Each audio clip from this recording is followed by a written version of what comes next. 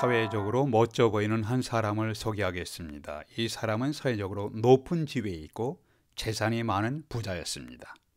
이 사람은 엘리트 계층의 청년이었으며 진지하게 영적인 진리를 추구하는 사람이었습니다. 이 사람은 자기 나름대로 신앙생활에 성의를 다하는 사람이었고 도덕적으로 깨끗한 사람이었습니다. 이렇게 보기 드물게 괜찮은 청년이 기뻐하면서 예수님을 만났지만 슬퍼하며 예수님을 떠나가는 이야기가 오늘 성경의 본문입니다. 기쁘게 만났지만 슬프게 떠나갔습니다. 왜 그렇게 되었는가요? 오늘날 우리는 슬픔 속에 근심하며 예수님을 떠나가지 않기 위해서 어떻게 해야 하는가요? 이것이 오늘 메시지의 초점입니다. 첫 번째는 하나님이 누구신지를 올바로 알아야 합니다. 성경에 계시된 하나님이 누구신가 올바로 알아야 합니다. 17절에 보세요. 선한 선생님이여, 이 청년이 이렇게 묻습니다. 예수님께 다가와서 선한 선생님이여, 내가 무엇을 하여야 영생을 얻으리이까? 이에 주님은 18절에서 내가 어찌하여 나를 선하다 일컫느냐? 하나님 한 분 외에는 선한 이가 없느니라고 응답하셨습니다. 여기서 17절에 선한 선생님이여라고 할 때 선한 선생님, good teacher에서 헬라어에서는 심령과 인격이 선하다는 단어 아가토스라는 단어를 사용했고 외형적으로 보기 좋다는 단어가 칼로스인데 이 사람은 예수님에 대해서 인격과 심령이 선하다 아가토스라는 단어를 사용했습니다. 이 청년은 아직 예수님께서 이스라엘 백성들이 기다리던 메시아 구원의 주님이라는 것을 몰랐습니다. 그저 훌륭한 선지자, 선생님, 랍비로 생각하면서 심령과 인격이 선하다고 생각했습니다. 그 당시에 예수님 당시에 경건하게 보이는 유대 종교인들이 선하다고 했습니다. 그들이 자신들이 선하다고 생각하고 살아가고 있었습니다. 이 청년 부자의 이야기는 마태복음, 마가복음, 누가복음 모두에 기록되었습니다. 이것은 비유가 아닙니다. 이것은 실제 일어난 사건임을 기록하고 있습니다. 주님이 이 부자 청년에게 이렇게 말씀합니다. 18절에서 어찌하여 나를 선하다 일컫느냐? 하나님 한 분 외에는 선한 이가 없느니라. 여기서 진짜로 온전히 선하신 분은 하나님 한 분임을 강조하고 있습니다. 그리고 19절, 20절에서 네가 계명을 안 하니 살인하지 말라, 간음하지 말라, 도적질하지 말라, 거짓 증언하지 말라, 속여 빼앗지 말라, 내 부모를 공경하라 하였느니라. 10계명 중에 인간관계에 대한 말씀에 대해서 선생님이여, 이렇게 이제 주님께서 여러 계명을 말씀하니까 그 청년이 선생님이여, 이것은 내가 어려서부터 다 지켰나이다. 어려서부터 선생님 그런 계명은 내가 어려서부터 다 지켰나이다. 이 사람은, 이 청년은 자신의 주장을 분명하게 말하며 도덕적으로 자신감이 있었습니다. 이 청년이 10계명을 어려서부터 다 지켰다고 선언하는 것은 10계명의 깊은 의미를 몰랐기 때문이었습니다. 10계명에는 하나님의 거룩하시고 온전하신 선한 성품이 계시되었습니다. 이 청년은 10계명을 다 지키며 살았다는 거짓된 환상 속에 있었습니다. 마태복음 5장에서 7장에 보면 산상보온, 산상교훈이 나오는데 여기서 반복되는 문구가 있습니다. 주님이 이렇게 말씀하십니다. 너희가 이런저런 말씀을 들었으나 그러나 나는 너희에게 이르노라. 이런 표현이 반복돼요. 너희가 이런저런 말씀을 들었으나 나는 너희에게 이르노라 하시면서 성경을 정확하게 깊이 있게 원래의 의미를 말씀하셨습니다. 예를 들어 간음하지 말라 하였다는 것을 너희가 들었으나 나는 너희에게 이르노니 음욕을 품고 여자를 보는 자마다 마음에 이미 간음하였느니라. 5장 27절 28절이에요. 살인하지 말라. 누구든지 살인하면 심판을 받게 되리라 했다는 것을 너희가 들었으나 나는 너희에게 이르노니. 5장에 나오죠. 분노하고 욕하는 것도 살인죄와 같은 심판을 받고 지옥불에 들어가게 되리라고 하셨습니다. 이웃의 것을 실제로 도둑질하지는 않았지만 이웃의 것을 마음으로 탐내어도 하나님의 기준에는 도둑질 죄에 해당했습니다. 부모님을 공경하라고 말씀하셨는데 부모님께 세대 차이가 난다며 경시하고 무시하고 부모님께 살짝 거짓말을 해도 5번째 계명, 내 부모를 공경하라는 계명을 깨뜨린 겁니다. 하나님은 실제 우리의 행동뿐만 아니라, 행동을 물론 보시죠.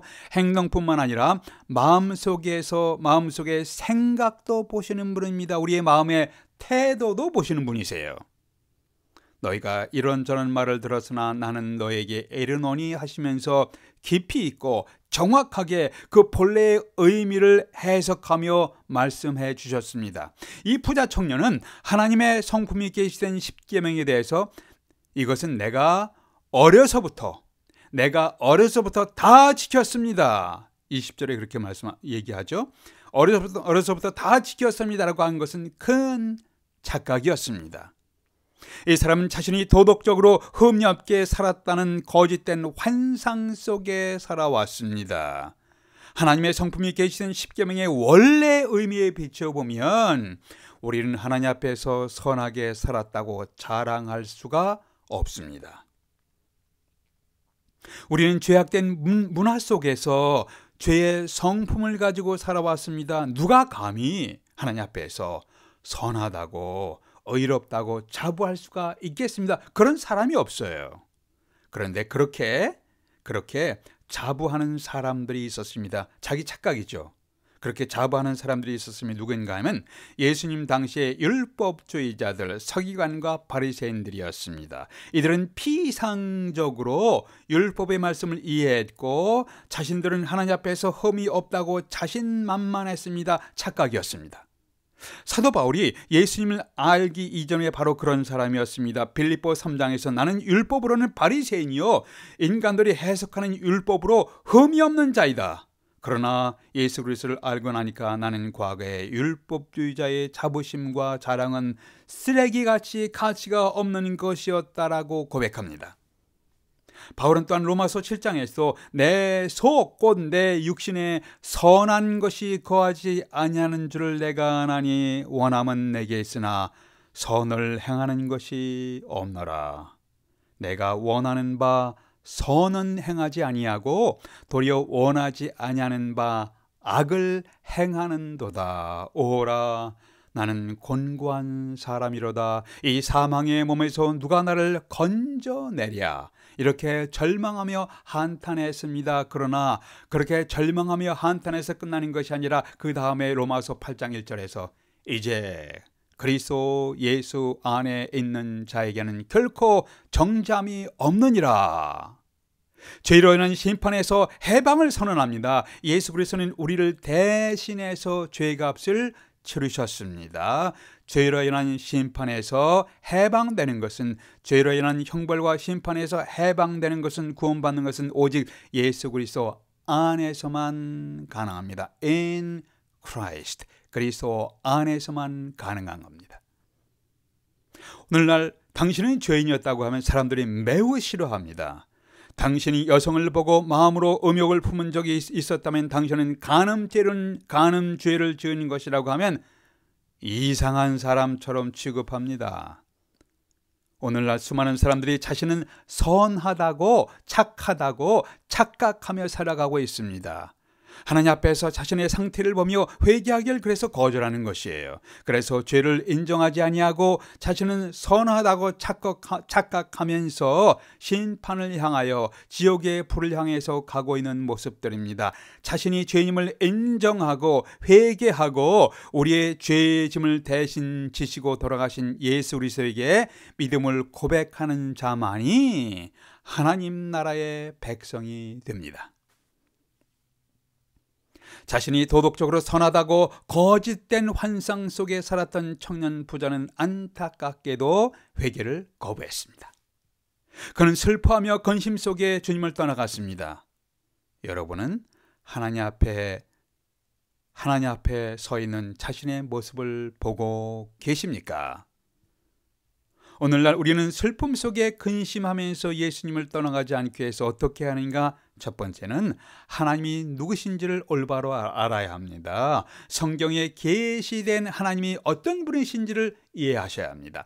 두 번째는 내 인생에 우상이 있는지를 점검하십시오. 내 인생에, 나의 삶에 하나님 자리에 앉아있는 우상이 있는지를 점검하십시오. 21절 보세요. 예수께서 그를 보시고 젊은 청년 부자를 보시고 사랑하사 이르시되 내게 아직도 한 가지 부족한 것이 있으니 가서 내게 있는 것을 다 팔아 가난한 자들에게 주라. 그리하면 하늘에서 보화가 내게 있으리라. 그리고 와서 나를 따르라. 내가 영생을 얻기 위하여 내 재산을 다 팔아야 한다는 뜻으로 오해하지 마십시오. 이것은 오해입니다. 아직도 자신이 하나님 앞에 도덕적으로 자신감 있다고 자부하면서 자신은 죄인이 아니라고 항변하고 있는 이 청년을 향하여 이런 의미로 말씀하신 거예요.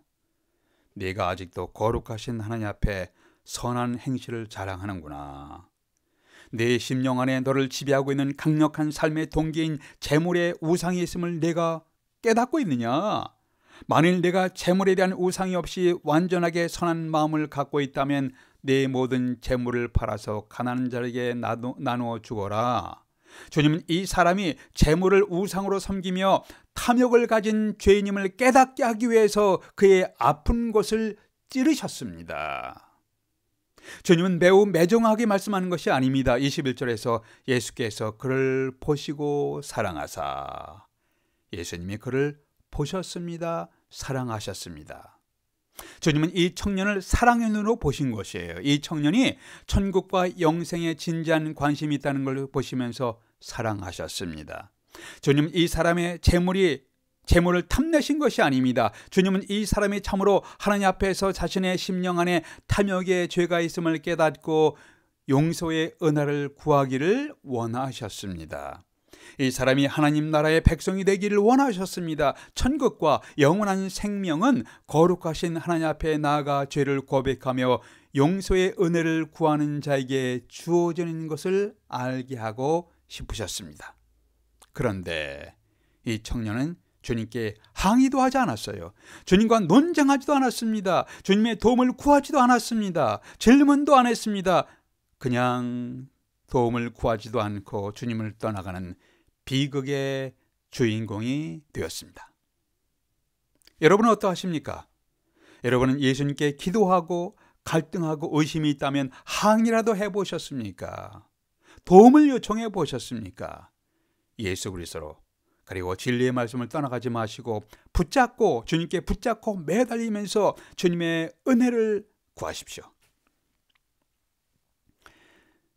C.S. 루이스 교수가 영국 캠브리지 채플에서 예수께서 우리의 구원의 주님이 되신다는 설교를 했다는 일화가 그에 대한 이야기가 전해지고 있습니다. 설교를 마쳤을 때 한 학생이 이런 말을 합니다. 만약 오늘 선생님께서 예수께서 우리가 본받아야 할 위대한 스승이라고 하셨다면 우리 모두는 선생님에게 박수를 보냈을 겁니다. 그런데 선생님께서는 예수님은 구원의 주님이라는 기독교의 진부한 교리를 말씀하셨기 때문에 우리는 어떠한 반응도 보이지 않았습니다 라고 합니다. 이때 루이스 교수가 이런 말을 했다고 합니다. 자네는 정말로 예수님이 우리 인간이 따라야 할 완벽한 모델이라고 생각하는가? 그 학생이 네, 그렇게 생각합니다. 그러면 이 완벽한 모델 예수님을 따라가는 것이 중요하다고 믿는가? 그 학생이 네, 그렇게 믿습니다. 그러면 자네에게 묻겠네. 자네는 완벽한 도덕적 모델이신 예수님을 보면서 자네가 완벽하게 따라갈 수 있다고 생각하는가? 이때 그 청년은 한참 생각하다가 이렇게 대답합니다. 완벽하게 따라갈 수는 없겠죠. 루이스 교수는 이때 그러면 자네는 도덕적 실패를 인정하는군. 자네의 삶 속에 실수가 있었고 죄가 있었다는 것은 인정할 수가 있는가? 그 학생이 물론이죠. 저희 삶 속에 실수도 있었습니다. 실패도 있었습니다. 죄가 있다는 것을 인정합니다. 그렇다면 자네에게 필요한 것은 도덕적인 모델로서의 예수가 아니라 자네의 도덕적 실패와 죄로부터 자네를 구원할 수 있는 구원의 주님 예수님이 필요하다네. 죄인에게는 도덕적 모델로서의 예수님이 필요한 것이 아니라 구원의 주님으로서의 예수님이 필요하다니, 자네가 구원의 주님이신 예수 그리스도를 만난 다음에서야 비로소 예수님은 자네가 따라가야 할 모델이 될 수 있을 것일세. 우리는 우리 안에 있는 탐심과 내면의 죄악을 우리는 인정하며 보고 있습니까? 그렇다면 우리는 거룩하신 주님 앞에 나와서 자신의 죄를 인정하고 용서의 은혜를 구하는 것이 합당합니다. 수고하고 무거운 짐진 자들아 다 내게로 오라, 내가 너희를 쉬게 하리라. 우리를 향한 예수 그리스도의 초청이십니다. 여러분은 예수님 앞에 나와서 자신의 죄를 인정하고 용서의 은혜를 구한 적이 있으십니까? 자신에게 물어보십시오. 나는 예수님 앞에 나와서 나의 죄를 인정하고 용서의 은혜를 구한 적이 있는가? 기도하시겠습니다. 아버지 하나님, 성경을 비상적으로 알고 인용하는 문화 속에서 저희들이 살아가고 있습니다. 신앙적으로 얄팍하게 살아가는 문화 속에 있습니다. 성경에 계시된 하나님을 올바로 알고 바른 믿음 속에 살아갈 수 있도록 하나님, 저희들의 발걸음을 인도해 주시옵소서. 우리의 주님 예수 그리스도의 이름으로 기도하옵나이다. 아멘.